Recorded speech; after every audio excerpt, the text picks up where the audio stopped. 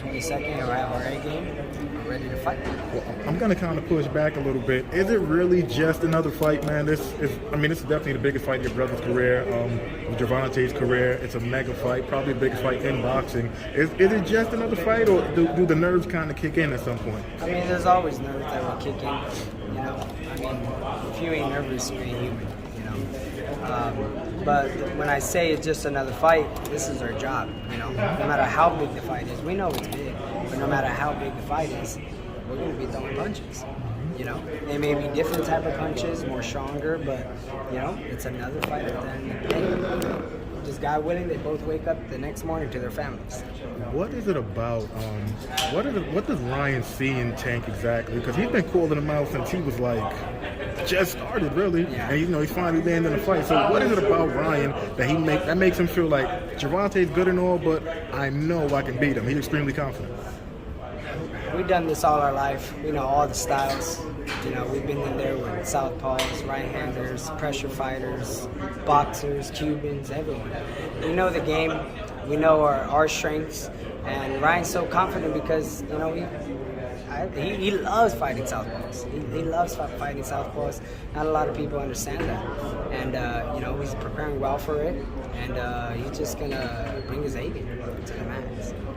In your honest view, would you consider the fight is happening at 136, but you know we'll just say 135? Yeah. Do you consider Tank to be the best guy at 135, better than Shakur, better than Devin, Longo? At 135? Yeah, Ryan and Tank are the top ones at 135. Gotcha. For sure. Gotcha. 100%. They're gonna sell the biggest fights. I mean, look how big this fight is. Two top fighters are just the whole world's gonna be watching. So, and there's only two who can do that. Now, if he's successful against Tank, is he going to campaign at 140 and try to win a belt at 40, or possibly do a fight with Shakur or Devin at a catchweight? They're going to have to come up to 140. You know, Ryan took this fight for 136 because he wants Tank, and he agreed to whatever Tank wanted, and that was it. So I'm pretty sure Ryan will move up. He's a big boy, and you know, he can't get any smaller. You know, so I'm pretty sure he'll go to 140, but I could be wrong. It's like almost like I still think Gervonta is relatively young. Ryan's super young, and it's like the young bucks are showing the old heads that the big fights can be made. And this is promoters and networks. This is how boxing used to be. You know, the best fight the best, and I feel like Gervonta and Ryan are going to bring that back.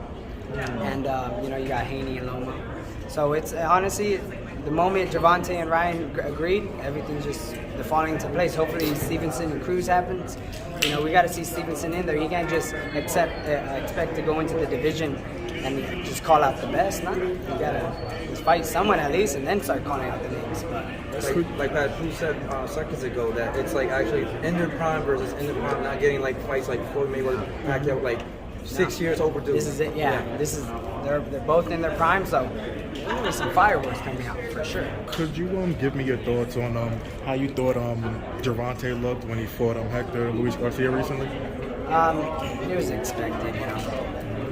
I guess I don't know why Gervonta wanted that fight, but he did, and he did great. I mean, as expected. I mean, he got touched up, and we've seen some flaws in him. After I saw that fight, I honestly don't think he should have took that fight, because after that fight, we've seen some things where now I truly feel like we're going to beat him even easier than I thought, because I saw flaws. Do you feel like this big, like the magnitude of this fight, does it surpass one of the top 5, top 3 most pay-per-view purchases? Oh, 100%. You think like top 5, top 3? Where do you rank it? Like if you had to make a prediction? If I had to make a prediction, it's 1 or 2. That's One or two? Yeah, for sure. You know, the number one was about 4.6 million. You know, I'm just saying. I know. I honestly think that's gonna be cute compared to the numbers that are in this. So everybody wanted this fight. Everybody, and I promise you, it's just gonna be developed, and then come April 22nd, all eyes on in T-Mobile Arena.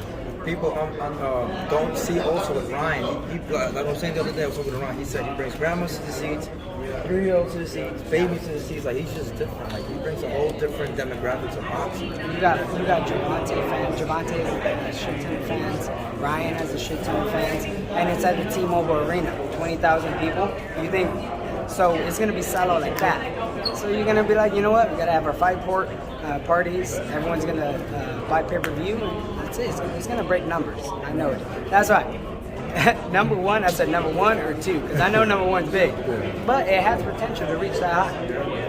You know, Gervonta has said for like a really long time, well, him and like a lot of people, I want to say, they said that, you know, Ryan is a great fighter, of course, but they've always pointed to the fact that, you know, if he throws a shot, if he throws his left hook or something, leaves his chin up a little bit, sometimes has to bring his hand up to protect it. Do you think Team Tank is kind of banking on, you know, Ryan still making that mistake? I mean, Or do you even think that that's a little overblown? He was only judged on his mistakes, Ryan's mistakes, but you know, no one sees how fast he is, how strong he is. You underestimate that, and the moment you get in that ring, look at everyone talks to shit. Everyone says, "Oh, you know, I have the experience," and then they get in the ring with Ryan and they say they couldn't do nothing. Ryan takes away everything. So, you know, if Gervonta is underestimating and he thinks he's gonna be open, well, he has a rude awakening coming to him.